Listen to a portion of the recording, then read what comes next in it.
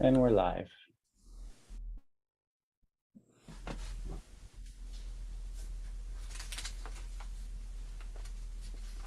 Okay, welcome everybody. We're just going to get started in just a moment.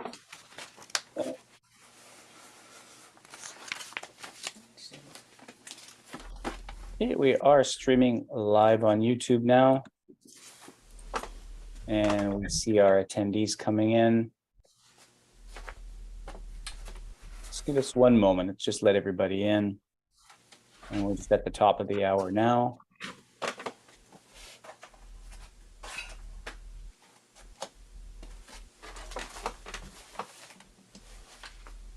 Okay, welcome everybody. Welcome to the Friday webinar. I'm Executive Director of Conservatory Canada, Derek Auger. Most of you, I think that I see in the list here have been here before, and thanks to those of you who are watching live on YouTube as well. I think you know how we do things here. If you have any questions of our panelists today or for me, feel free to throw them in the chat box or the Q&A as we go along. I'll just give you a quick update on the webinars coming up in terms of the schedule. I've got my cheat sheet here to keep this all straight. There's no webinar next Friday, unfortunately, but then October 27th, we're going to have Dan Amorum come from Roland, Canada, who's going to talk about the latest gadgets and things from Roland that might be of use to us or our students, either in our teaching studio or in their practice space. And the one thing that I'm looking forward to him talking about is this new FPE 50 digital piano, which retails for about $1,500 and has all sorts of really cool high-end features, including a microphone input with a vocal harmonizer. I'm really curious to see how that works. On November 3, we have Julie Haig and Catherine Fisher from Piano Safari are going to join us to talk about the Piano Safari method. That method's available through Long and McQuaid in Canada, and I'm sure many of you have seen that. And then following that, November 10th on the Friday, we have Eleanor and Cecile are going to join us again, and they'll talk later at the end today about what they plan to present that day. No webinar November 17th because we have the Conservatory Canada annual general meeting that day, and I'll be in London, Ontario for that event, as well as our convocation the day after. And then November 24th, I'll just announce this now. We have Alessandra DiCenzo coming, who's going to talk to us about research into sight reading that she did a couple of years back. We wanted to have her on last year, but we just couldn't find the time. So keep an eye on your email inboxes over the next couple of weeks. I probably won't be sending an email out next week. I usually send two out of every 3 weeks. And then you'll start to see this full list of webinars that you can register for or just have on your calendar if you want to watch us on YouTube. Of course, all of the replays live on the YouTube channel, the CCTV YouTube channel. And we hope you can check out some of the past ones you may have missed that you liked. I did one of interest last Friday. I think that we hope you'll find interesting. We hope everyone will view it. It's just a refresher on using Zoom audio settings. We're finding that a lot of students, when they connect with us for their online exam, that they're not prepared with the audio settings, and we're having to spend 5 or 10 minutes getting them organized. And in a lot of cases, we have to change devices before we can actually hear the piano. I'm not sure if it's that Zoom is getting a bit more fussy in its as it ages, but once we have the settings organized, it actually does sound really good. It's just taking time. And so we're trying to do a little educational piece. So take a look on the YouTube channel for that. You can also link to it directly from the last email that I sent out. And if any of you are watching on YouTube and want to be on the email list, feel free to reach out to me, Derek, DEREK, at conservatorycanada.ca to be added to the list so that you can receive the emails. Or you can also see them on the Facebook page. I usually remember the Conservatory Canada Teachers Facebook page. You can go on there and ask to be a member if you aren't already. There's well over 400 teachers there already. It's a closed group, but there we advertise what is coming up in terms of the webinars as well. Our guests today, Cecile DeRosier and Eleanor Gummer are here, and they're a staple on the Friday webinar for the last couple of years, and they will continue to be for the foreseeable future as they're sharing research into new repertoire, or not exactly new repertoire, historical repertoire that was suppressed or forgotten over time. And Eleanor has been in the habit of publishing all of this music through One Eye Publications. And most of the titles that she has published, or at least anything over the last couple of years, maybe not the most recent ones, are now all included in our piano syllabus files and in the repertoire lists. And today they're going to be focusing on this book here, which Eleanor has graciously sent me here, the Opus 50 Etudes of Louise Farrenc. So I'm looking forward to hearing what they have to say about these interesting etudes. They're going to give us all sorts of pedagogical insights. And so Cecile and Eleanor, thanks for joining today and for being here again this year with us. And I'll turn it over to you. Thank you, Derek. Well, it's great to be back again.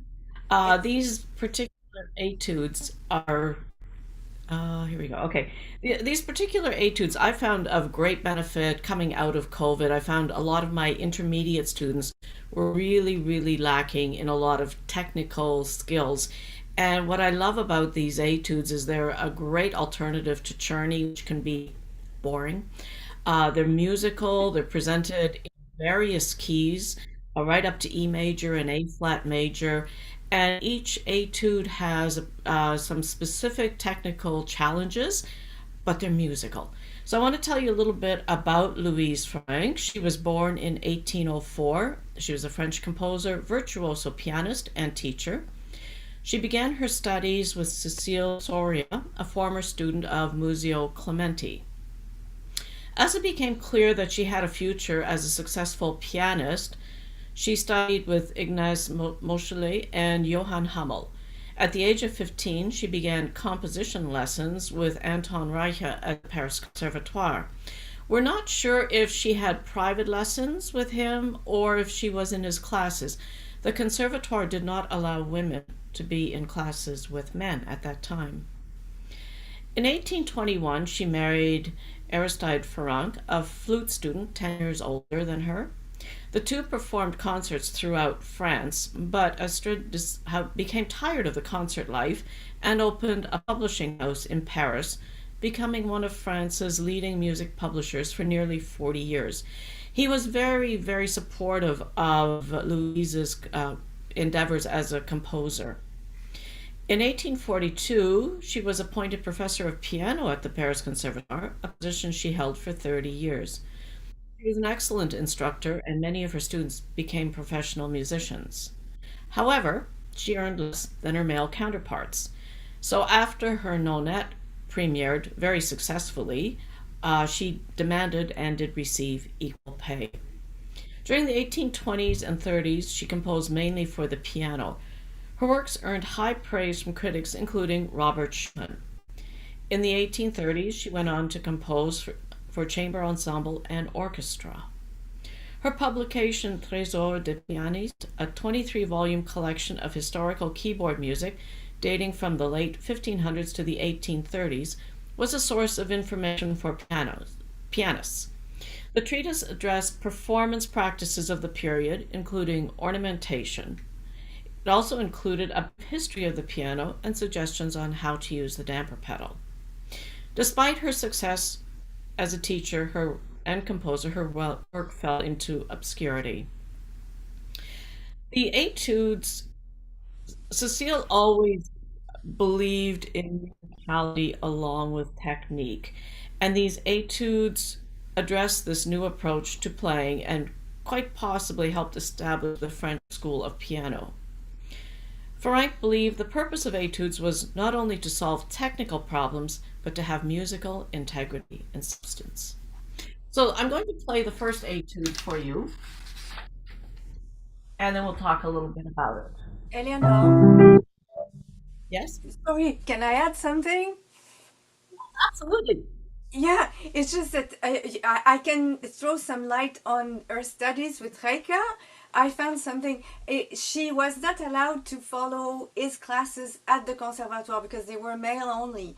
But she studied indeed privately with him, and he himself insisted that he was so impressed with the fact that she was obviously so intelligent and so musical that he insisted that he taught her the exact same way he taught his male students at the Conservatoire de Paris. And I just wanted to add that when you talk about her position, her success as a composer, as a virtuoso pianist, the question that I'm asked often is, how come a woman like that disappeared?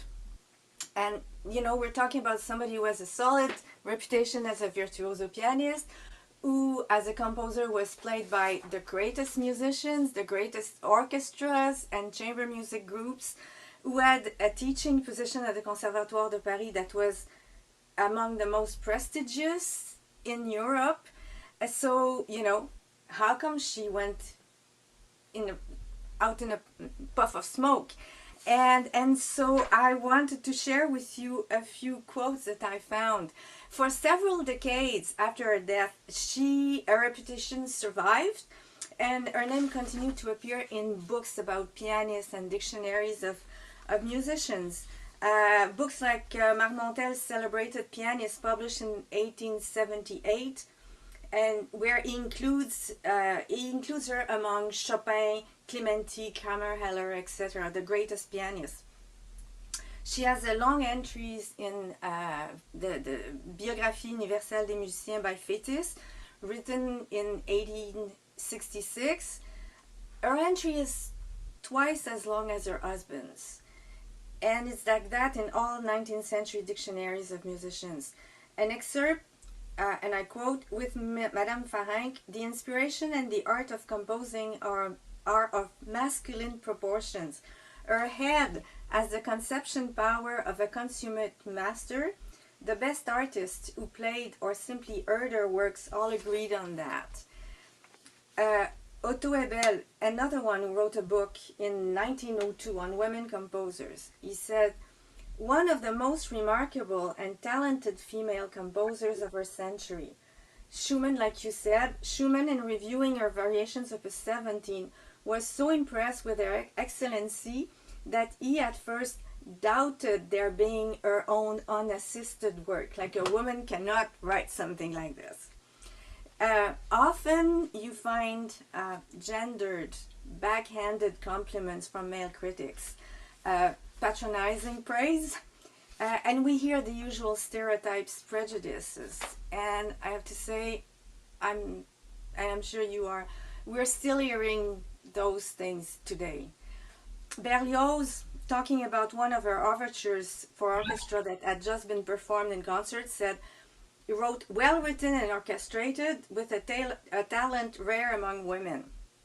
In another journal, and I quote, "The dominant quality of this work, composed by a woman, is precisely what one would least expect to find. There is more power than delicacy." And again, it is such a rarity for a woman to compose symphonies of real talent. So by the time of the publication of the Groves Dictionary of Music and Musicians, early, the 1904 edition, the length of her entries had shrunk considerably, and in the 1904 edition, she's mentioned only in her husband's entry. And okay, they say that she was a composer, they recognize she was a composer, a performer, a piano professor, but they're not elaborating on this. And I felt that it was somehow minimized when I read, more than all these, however, her name will be perpetuated by the Trésor des Pianistes, the publication of the earlier works for keyboard. And I have to say, in the 1990s, I did some research on the rediscovery of harpsichord repertoire in France in the 19th century. So I knew about the Trésor des Pianistes, but I had no idea she was a composer. I had no idea of who she, that she was teaching at the Conservatoire. And so I just assumed, like everybody, that she was her husband's little helper in publishing, So it's just wonderful that those pieces are coming back. I agree, Cecile. And I didn't even know the name. When I think back now, 2 years ago, all these women composers, the only one I knew of were Clara Schumann and Fanny Mendelssohn. That was it. I didn't even know anyone else existed. Never in my wildest dreams did I think there was such a treasure trove of music. So it's a totally fascinating journey. Yeah. So everybody listening to this webinar, you can realize that we're both fan of Louise Farrenc, and we're really excited to introduce you to her works. Now to No, it's you. amazing. It's such great etudes, and yet we know Czerny. We know Czerny, we know Bergmuller, and there's some fun etudes, but they're they don't compare in the musical quality to these. So that's No, what's fascinating. no, I totally agree. So, I'm going to share my screen. Oh, why is this not? Okay, it's not working. Why is it not working? Um, Are you not seeing the share screen button? yeah, but when I turn it on, it says, "Oh, desktop." Let's see if that works. ah, There we go. Okay, you can see it? perfect. Beautiful. Okay. Okay. So let me play this first etude for you.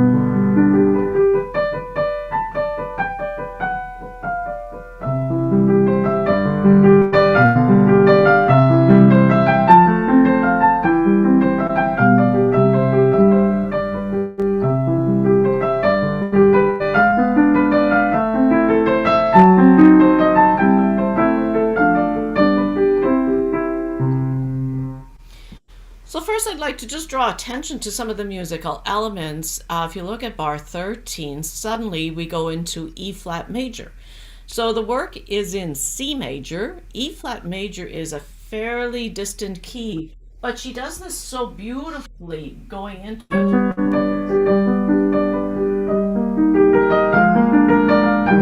It's one of those moments I feel.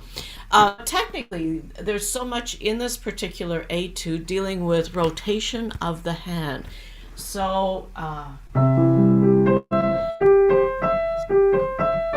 so rotation going into these melody notes.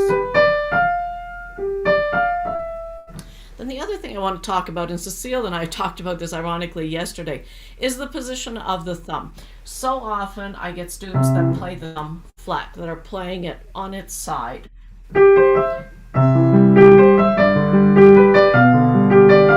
You can hear what it does to the sound. Now I'm getting accents in the wrong spots. I'm accenting. So if I'm playing the flat thumb and I don't have that rotation, then I'm not able to project the melody note. So just by playing the thumb at a 45-degree angle makes such a difference. It lightens the touch. It brings the hand, the wrist up higher naturally, allowing the hand to rotate through and project the melody notes. Same thing in the left hand. We don't want a heavy thumb and a flat thumb. If the thumb is flat, same thing. You end up with a thump on the thumb.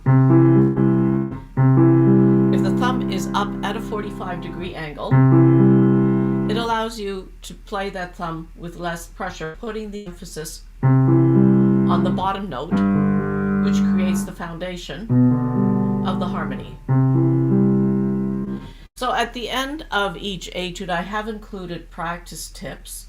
Another way to, when you're first learning this piece, is to practice all of these groupings as solid chords.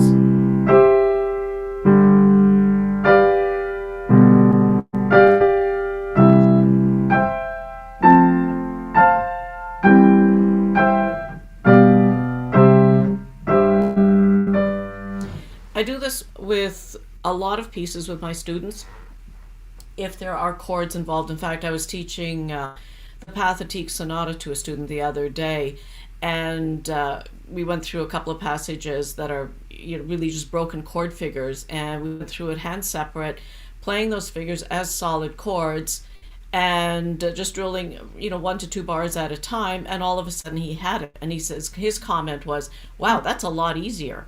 So just getting the hands in place makes a big difference. All right, another one I want to play for you is the number 4, and there we go.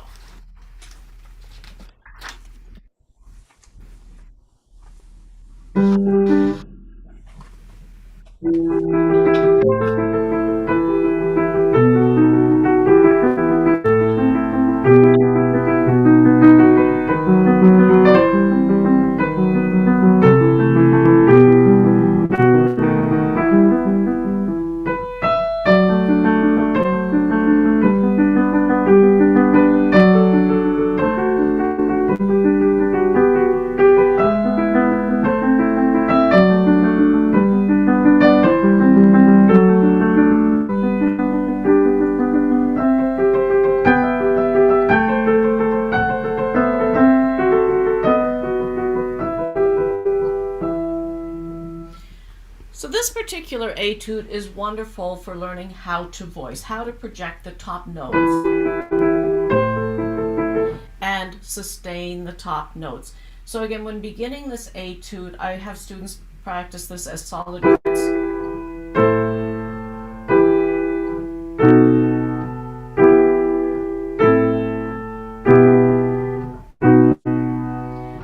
Then in order, again, the thumb comes into play here again. If you play the thumb flat on its side,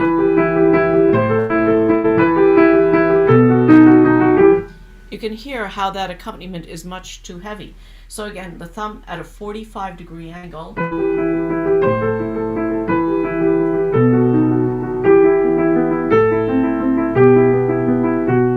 Makes it entirely possible, or more easily possible, to keep that accompaniment light and project the top notes. The other thing is to put some pressure on the top notes, keeping the weight in that part of the hand and out of the thumb, so we clearly hear the melodic line.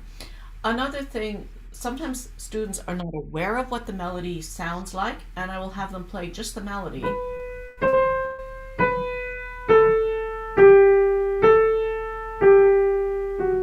4 bars, and then to add the accompaniment.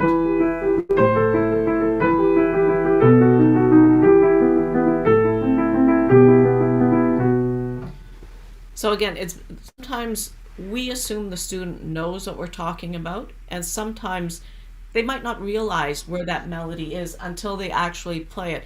Or I'll take a highlighter and highlight the melody notes or circle them so they have a clear understanding of what it is they are supposed to project. When the left hand comes in, it's similar. So again, thumb at 45-degree angle.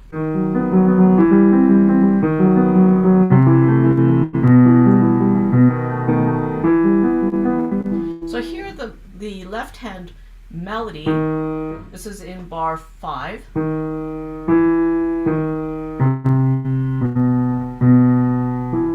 Acts sort of as a counterpart to the right hand.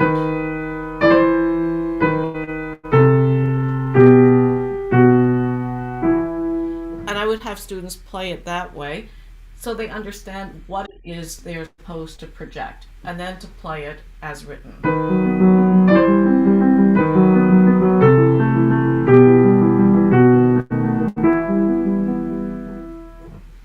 Another thing a student could do if they really are having difficulty with keeping the accompaniment lighter,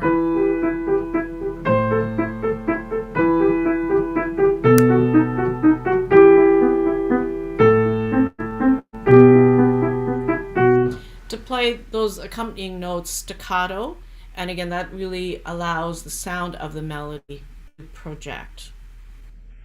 All right, Cecile. Yeah. Sorry, I should mention.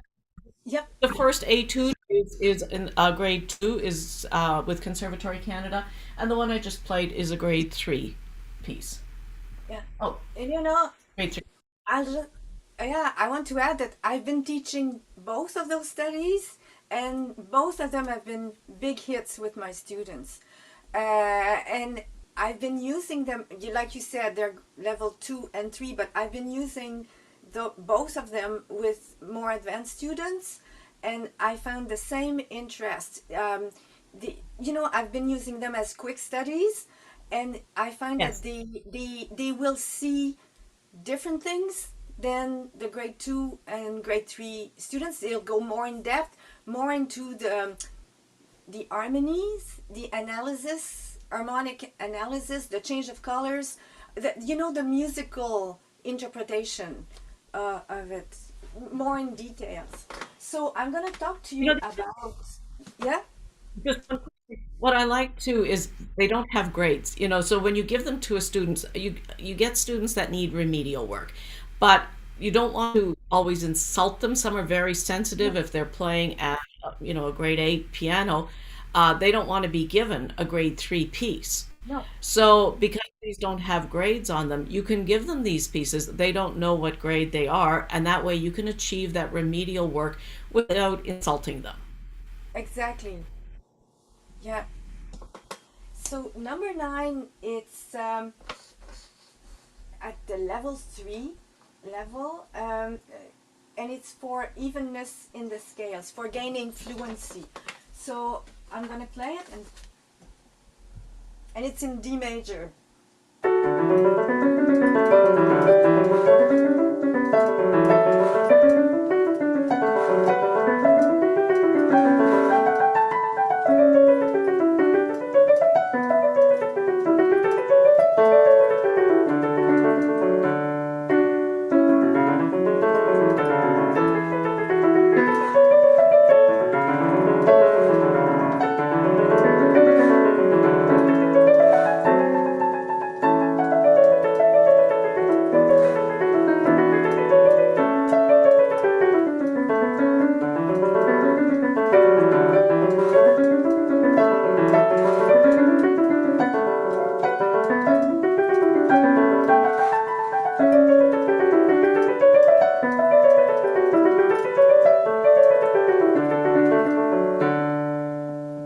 So lots in the studies, I find.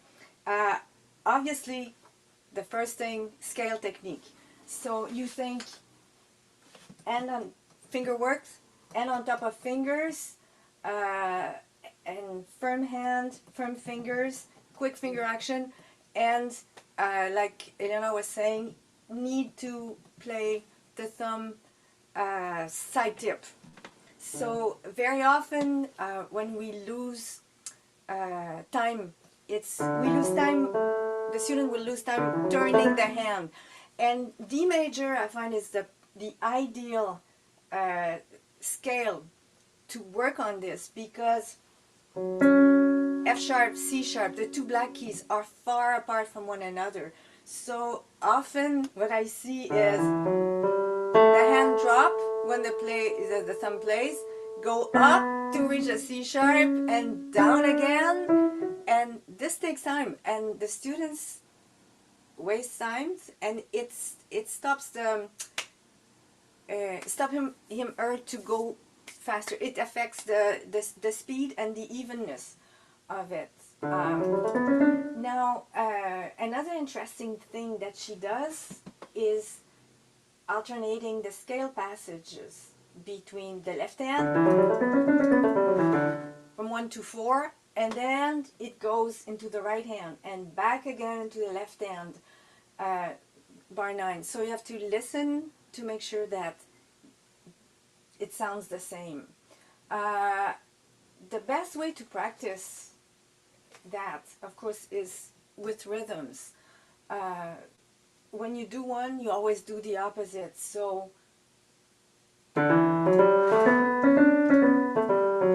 and then you go, so dotted rhythm, and then you can do 2, 8, 2, 16.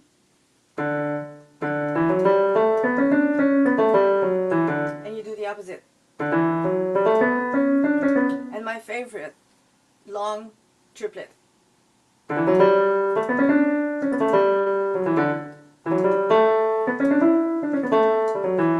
And the opposite. You could also, I just thought about that this morning, immobilization on the thumb. Just to make sure that the point of contact is always the same, keeping the hand at the same level. Of course, it's really important to decide on the fingering and stick with it. It's the physical memory. You want to play the notes always with the same fingers. So I find often the students just neglect a bit that part of the learning process. Now, there's a musical side to it. Yes, the main goal is to acquire fluency in the scales, but it's combined with a really nice and expressive melody.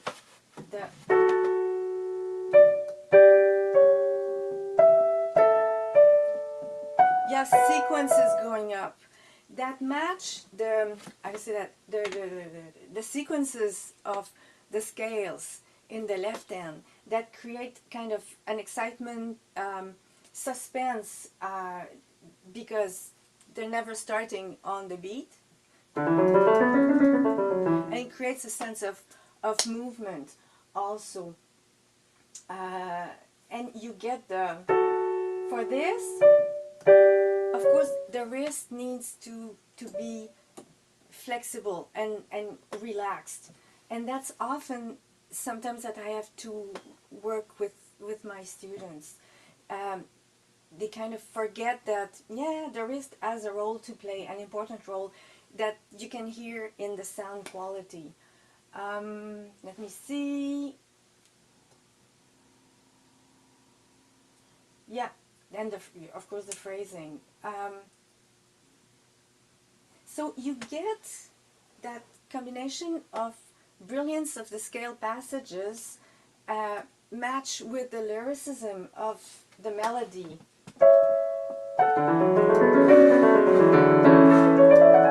And again, there's an interesting effect. Bar 11, 12, right hand, and then, whoops, it shifts to the left hand. So it's matching the sounds also. So you have two different personalities, different sounds, two different characters playing together to combine. So it's a bit, what the kids do. But it's a really, really, really interesting etude to work on. And then, Eleanor, you're presenting number 23. I just wanted to say something about fingering. Yes. I have a number of transfer students this year, and with the previous teacher, they weren't taught anything about fingering. And I said, fingering is very important. What you're doing is wiring the brain. So 3 times 5 is 16, 3 times 5 is 16, 3 times 5 is 16, 3 times 5 is 16. I asked them, what's 2 times 8? 16. Or sorry, not 2 times 8. What's 4 times 8? And then what's 3 times 5? Did you want to say 16? Yes. So it just shows you, if you learn it incorrectly, your fingering is wiring the brain essentially. Yeah. So what you're doing is you're telling your brain, these are the fingers that are going to play these notes. And if you keep doing it that way, the brain will remember. Yes. So it's just like if you learn the wrong fingering, the brain will also remember, and that's one of the most difficult things to correct. It is, and I find that also quite often with my students of all ages, and also the importance of practicing slowly. And I find that this etude makes working on scales interesting because of the way she's setting them up, with the starting with the rest, with the exchange between and so and there's so many games that you can do with this. It helps them to I was going to say to accept the idea of practicing slowly.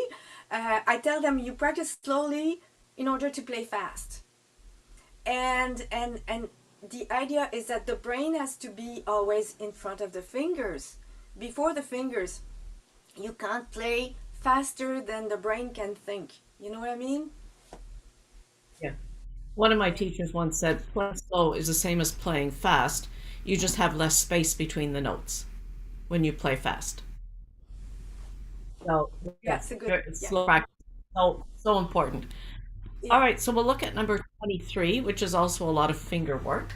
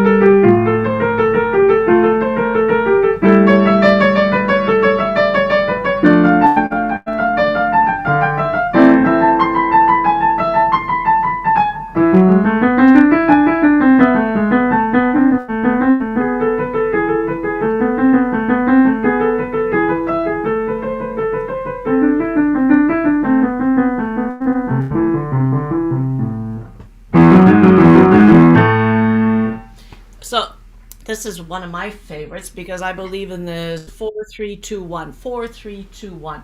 So this particular etude, if you look at the end of bar 2, 4-3-2-1, 4-3-2-1. And then the other pattern, 4-2-3-1. Pattern that you see so often in sonatinas. So two incredibly important fingering patterns occur in this particular etude. And then in bar 4, again, another fingering pattern. It's so important where the thumb is placed.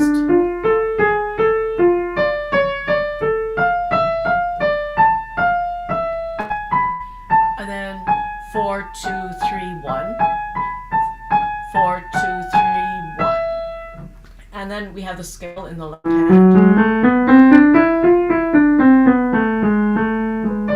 So a lot of fantastic fingering patterns that occur in this particular one. So the other thing is evenness of the sound. So a lot of, again, slow practice, just like Cecile said. A bit of rotation.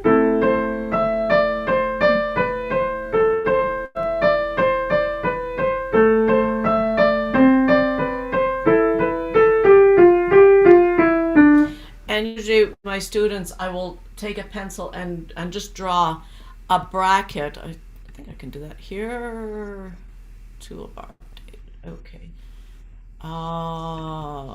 The zoom has changed there. Anyway, if you look at the 4-3-2-1 that happens, maybe it'll let me do it. There we go. 4-3-2-1. Yay, 4-3-2-1. So I will bracket all of those in a student's. Every time that happens in the music, I'll bracket it. And then also the 4-2-3-1, I would do that in a different color. And I'm not sure, I don't want to waste a lot of time. Oh, there we go. Okay, let's do that one in blue. Gonna let me do it in blue? Oh, kind of fun playing around with this. Here we go. Okay, so pencil. Where are we here? 4-2-3-1. 4-2-3-1. So I would highlight those every time that occurs in the music. In the left hand, we kind of get it in reverse. We get 1-2-3-4. And that should be in red, but 1-2-3-4, 1-2-3-4. So I mark all of those in my students' music so they can see the patterns and they understand the fingering. One of my teachers, Merrick Jablonski, in my undergrad, really taught on the importance of the thumb, how the thumb grounds the hand. So if you know where your thumb is, your hand moves from the thumb. So the thumb is planted and the notes are usually within reach of that thumb or to an octave, but knowing how far, where you are to go from the thumb. So knowing where the thumb goes. And uh, when I was a student, I would often circle all the where my thumb was. If I was playing, an advanced work by Chopin or something, I would circle all the thumbs so that I knew where my thumb was going to be, because if my thumb was planted, the rest of it would fall into place. So the thumb plays a very vital role. It's what grounds the hand. All right. That's a great image. Uh, Yeah, yeah, and it really works. So again, the two scale passages as well. If you look here, we have a scale passage in the left hand. We had a scale passage, obviously, here in the left hand. Um, Here's the 4 2 3 1 4 2 3 1 4 2 3. Like it's just the whole etude is patterns. So it's a wonderful piece to teach alongside a sonatina or before a sonatina, especially for a student that has fingering difficulties or that doesn't want to pay attention to fingering, that thinks it's not important. If you give them something like this and they're able to play it, I remember as a child making that breakthrough, finally deciding one time, okay, I'm going to listen to my teacher and I'm going to learn this properly with the right fingering. And I learned the piece so much more quickly. So that was kind of a key point in my studies as a child. All right, so Cecile, you were going to talk about Number the 21. etude one, and let's just erase all of these markers. That's it. So this one is in G minor, and it says, if I translate the word for word the French title, it says to practice and make heard just exactly thirds and chords. So obviously she's looking for great precision, accuracy, and correctness. So it's a study. It's to me it's the ideal. It's a great etude to work on staccato touch.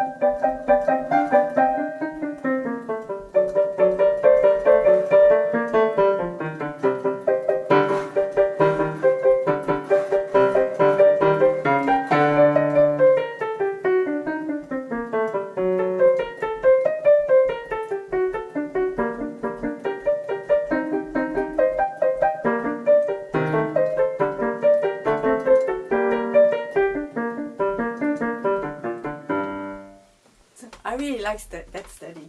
It's fun to play. So first, staccato touch. You think firm hands, firm fingertips, and quiet wrist. The wrists are not involved. So all that works as a unit. And this is something that I find I have to repeat often to my students.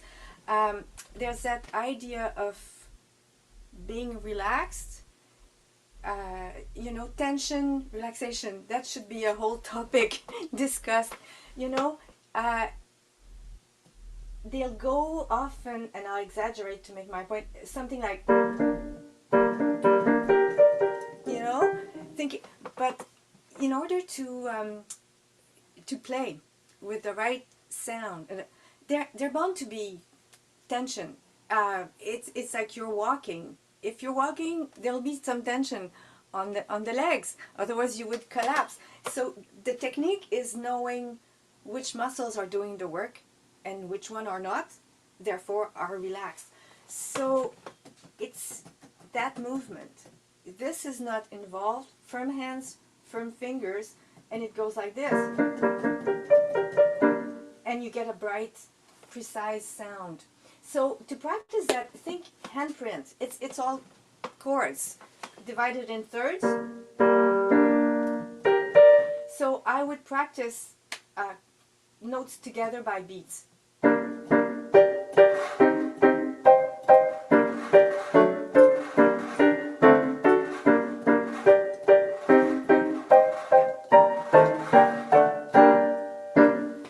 That helps a lot also, and it minimizes the movement and where you're moving, the déplacement. You're looking for economy of movement, keeping them to a minimum. Bar 9, 11, and second page, 17 and 19. When you go,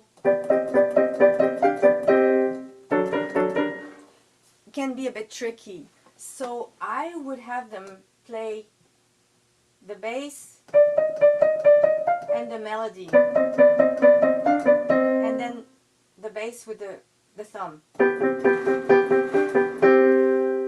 Another thing that I find is very important, but I have to remind the students of, is the pulse. You're in 4/4. Strong beats, weak beats. 1, 2, 3, 4. So that we feel clearly it's in 4. Now, bar 13, it's the left hand that has the melody. Go. It's important there to you see how you have quarter notes there. So it's important to give them full value for the expressivity of the line. And then that will give us the character of suspense with the rest in the crescendo.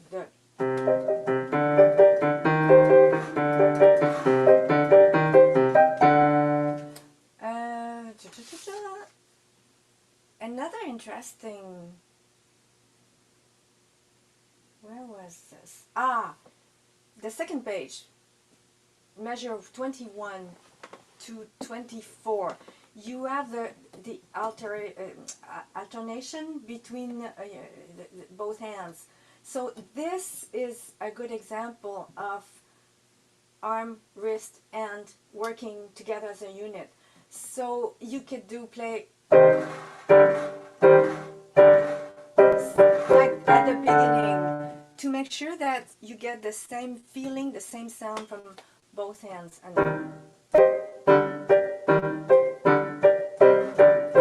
so you can play games like that. Another thing, to think, again, you're in 4. So think the second 8 notes lighter than the first one. If they're played with the same strength, it gets heavier, and we take the risk of feeling it in 8. Again, think bouncy. And it's another example to me on how imaginative and daring our harmonies are at times. And it's really great material. I'm talking about the studies in general, to go deeper into harmonic analysis theory, because often she starts in a very what's the word for this, traditional harmony, standard harmony, and then she does things that are really surprising, like surprising modulations or chords that you wonder, what is this? What is this? And it's really, really interesting, and it opens the students' ears to what can be done. So yes, and then I'm going to show you the number 15, which is totally different. It's that one, actually, I should mention, is at the level 4, the number 21. This one is at level 5, and it's in the style of a waltz that must be played in a graceful manner. And it's in A major.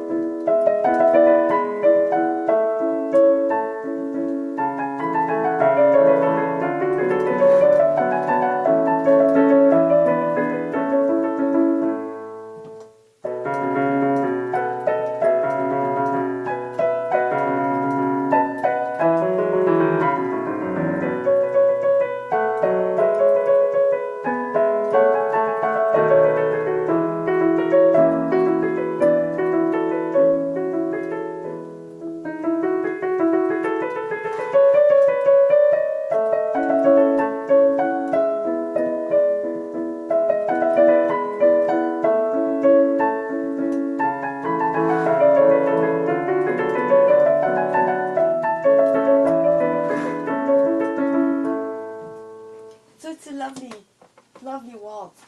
And the first thing I would mention to a student is that it's a waltz. It's in 3/8. So again, the pulse, strong, weak, weak. 1, 2, 3, 1, 2, 3. So the melody is in the bass, quarter note that you need to play with a deeper tone, and beat 2 and 3 lighter. One has the sustain to the bar, which could be a challenge for some students. And light touch for down, up, light touch for the third. I find really interesting the way she included 3 different elements in the first 4 bars of the melody. You get the gesture, so finger, and with the movement of the wrist, and then bar 2 you have the staccato.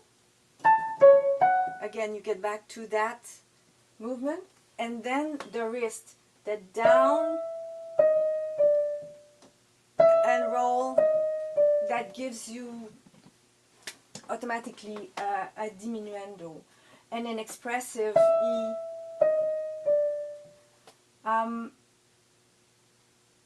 Bar 3, that's it, okay. Bar 17, you get the voicing also.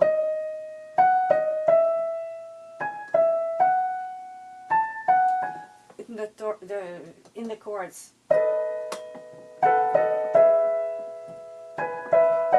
So you need to put more weight towards the 5th finger and make it sing.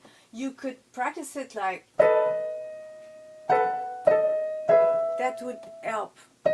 So the melody very legato and playing the notes underneath staccato.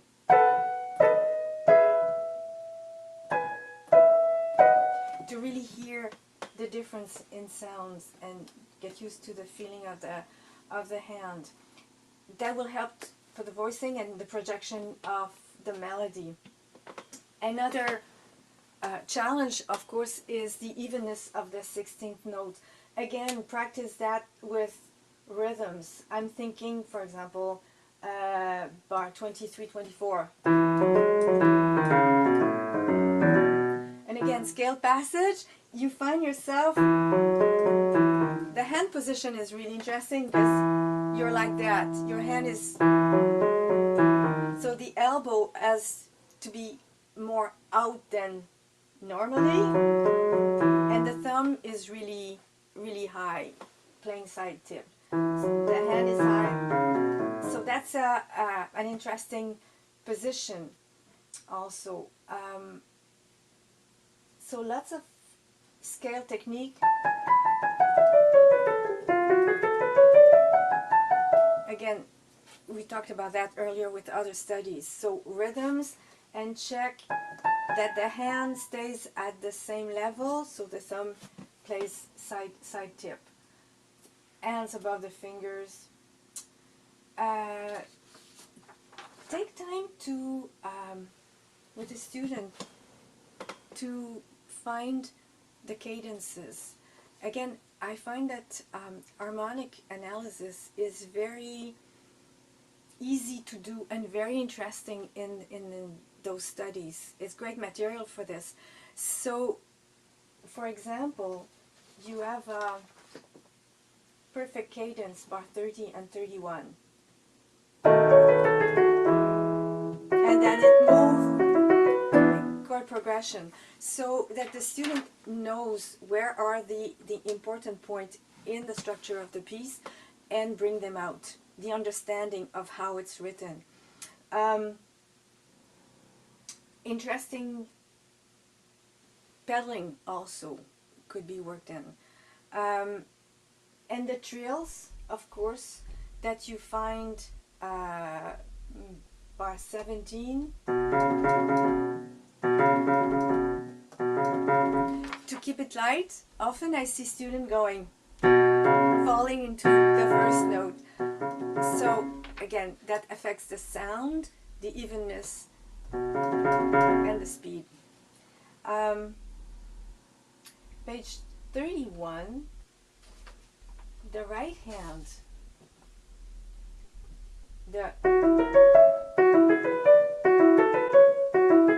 You get the movement of the wrist, bringing the finger to the top note.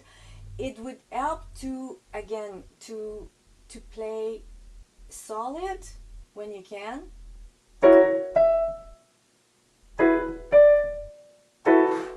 Play combinations like that to get the handprints.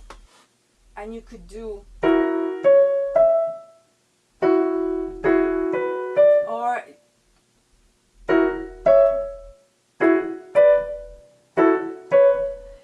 so it helps here and it helps here, knowing like how far does the elbow has to go to get to the top notes. Again, it's physical memory.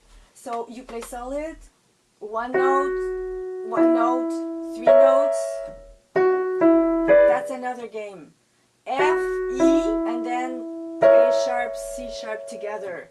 1, 2. And then it makes it a lot easier to. And again, the importance of fingering, of deciding of what's your fingering, so that you go straight to it. Is it 3, 4, 5? Is it 2, 4, 5? You have to decide from the very beginning and get that under your fingers. No guessing. Otherwise, you're sending mixed messages to your brain, and it's harder. Okay, and now Eleanor, number 24. I like what you said about the staccato, because that's a big thing with my students as well. Bouncing out of the bottoms of the keys, not Yeah. that heaviness. Yeah. So I tell them it's like being on a trampoline, where you're bouncing out of the bottoms to get that sound. And yeah, I use the image of trampoline a lot. Yeah. Exactly. And it gives it a light sound. And I say, do you hear the difference? So when they hear it, oh yeah, so that's the sound I want. And they do, and often they will tell me, oh, like what you said, oh, it's a lot easier that way. Exactly. And that's what we want. We want to make things easier. That's why you have a teacher. Yep. Number 24.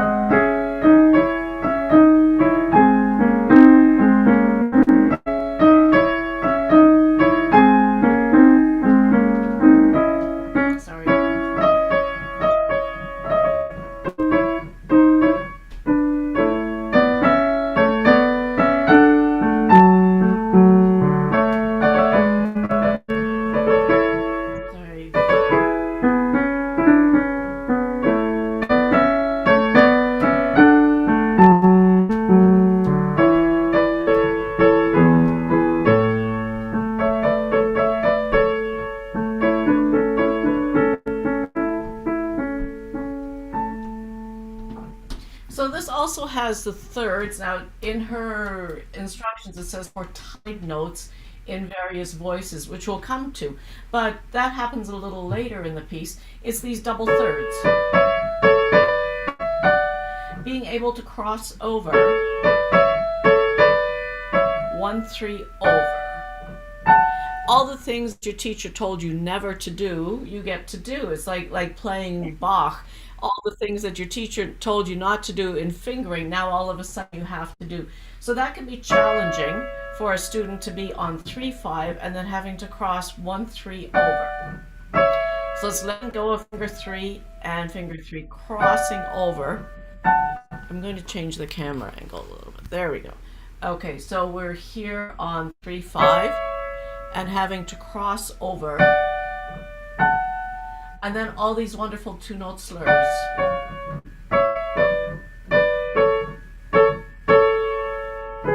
And another pet peeve of mine, I asked a student the other day who's working on his associateship, transfer student, how do you shape a two-note slur? And he looked at me, what? I said, two-note slurs always shaped big, little, big, little, big, little,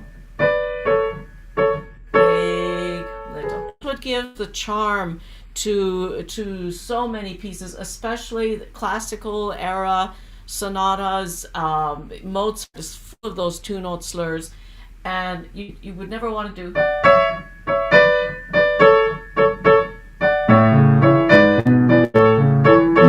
Sounds terrible, but if you do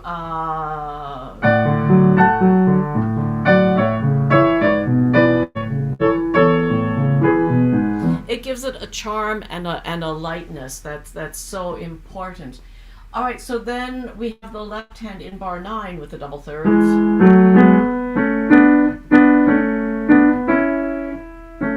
So again, fingering.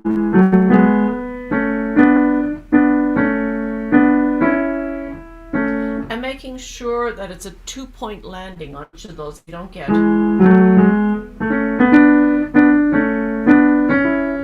All those broken ones, just like in.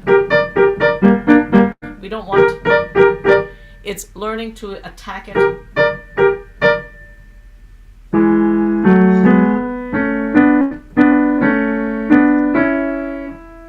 So all the double thirds are clean.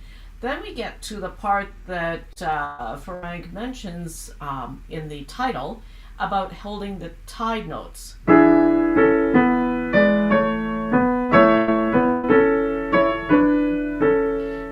Being able to sustain the E in the right hand and the E in the left hand while the middle voices move.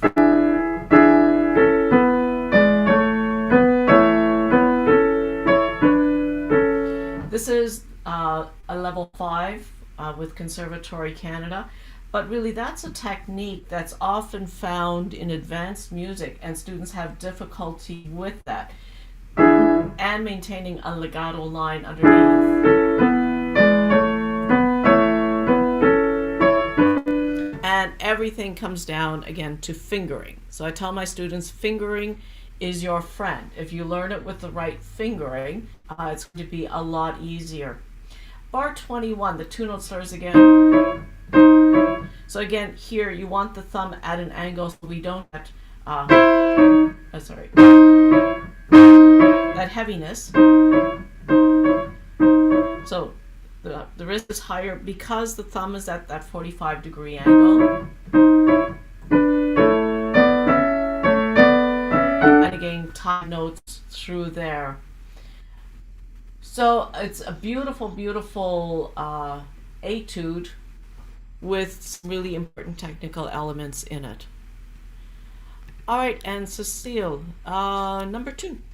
Number 2, the last one on the program. It's at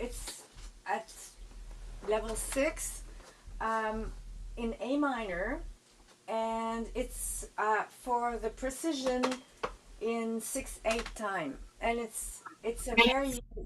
Sorry? I didn't say anything. Oh, okay. I thought you said something. Sorry. So.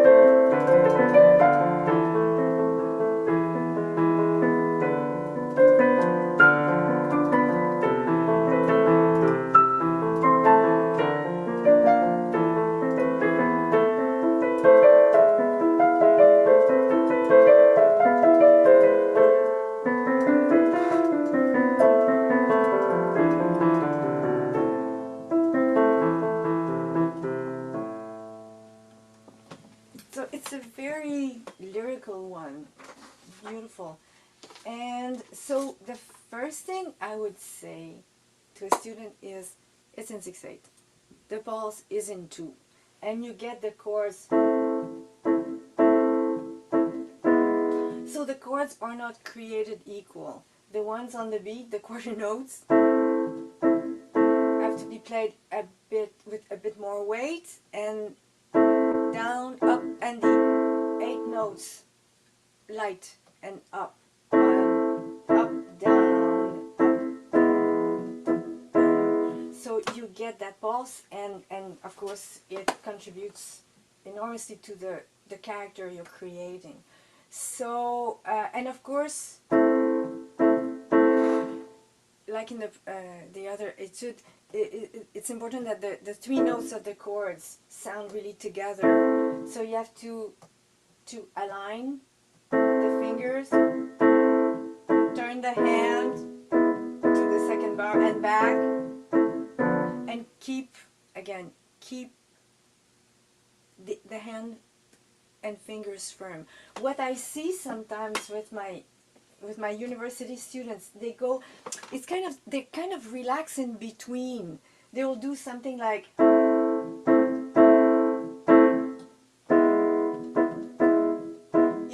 they change their hand position, and then they would have to readjust, but they don't have time to readjust. So the sound changes, and it kind of sounds choppy. So this is not moving.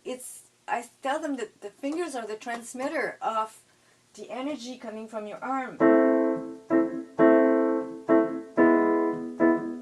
If you move in between, you're changing the dynamic. And again, it's really easy to analyze that and to see how she used the chords for change of colors. Even when you get to the broken chords, I'm looking at bar 19. Play them 19 to 25. Left hand, play them solid.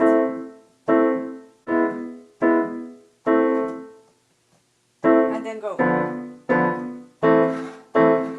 So you hear the chord progressions, and your fingers and hand memorize. It's a physical memory that gets very strong.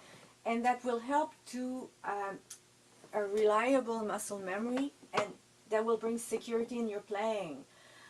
So it's 2 ways. It's a physical memory, but the intellectual memory also, because you recognize the chords, you know the chord progressions, harmonic analysis. Measure 13. You have a counter melody in the left hand there. And the bass, you goes.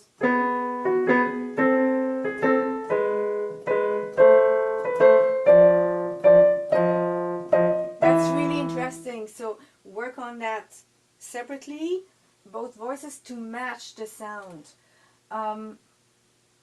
And of course, you have some ornaments in this one. You have the gruppetto, bar 3, bar 7, and those are they indicate the tempo. You can't play that too fast. And then bar 9, you have the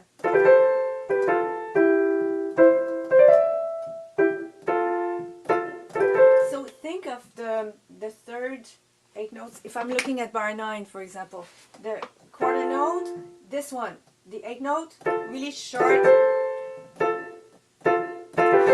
so that the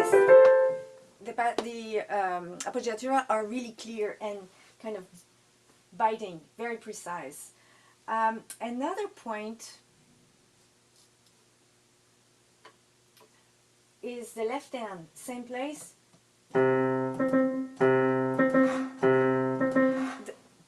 The thumb, sorry, the thumb needs to be firm but light. And again, you don't have time to relax in between. I see students going, and then it has to come back. Don't have time for this. It needs to be on the job. Another part, it's interesting, is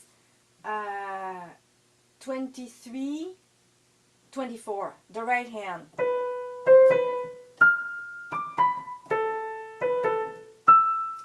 Those big leaps. Again, you cannot do that if it's too fast. And you have to memorize the distance. So I would say to the student, repeat that a few times. Stretch as far as you can, knowing how far you can, which note you can reach, and then you stretch the distance that's left.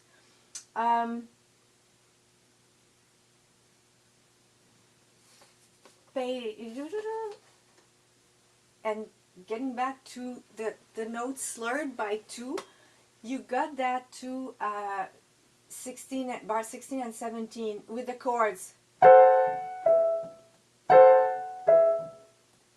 And I have to talk to students often about this. The down hop, when you have two notes slurred, the first one is more important, expressive, and the second one shorter. So you think about sound quality. So the melody, as you can hear, is very, you have a beautiful singing melody, very cantabile. 26, again, you have two things. You have the counter melody with the bass that needs to be expressive and sing, and you also have the exchange 26, 27 in the right hand, and then the left hand takes over 28, and you have in the left hand, you have in the right hand bar 27, but it's not as evident as in the left hand. You have to turn over your thumb, back, and then 5, 2, 3, 1. Your hand is going like that for continuity. So again, it's scale technique and the elbow leading. So, yeah. I have to say, we chose 8 for this presentation, and it was very difficult to choose them because there's so many. There's 25 of them, and they're all beautiful. And so we made our selection considering different technical challenges and different levels for variety. But yeah. I liked what you said about tension. There, when you're walking, there obviously has to be tension or you collapse. A way it was described, I've seen it described, is the tension is in the fingertips, just like if you hold a pencil, but your wrist is still loose. Everything is still loose. The only tension is here in the fingertips. And I have students hold a pencil and move their hand around to get that sensation of the wrist is still flexible, the wrist is loose, but the fingertips have to be firm in order to maintain a grip on the pencil. Yeah. That's a great example. Yeah, a great image. Yeah. Yeah. Well, this has been fun. Yeah. And I hope our audience out there, enjoyed the presentation and hopefully we gave you some technique tips.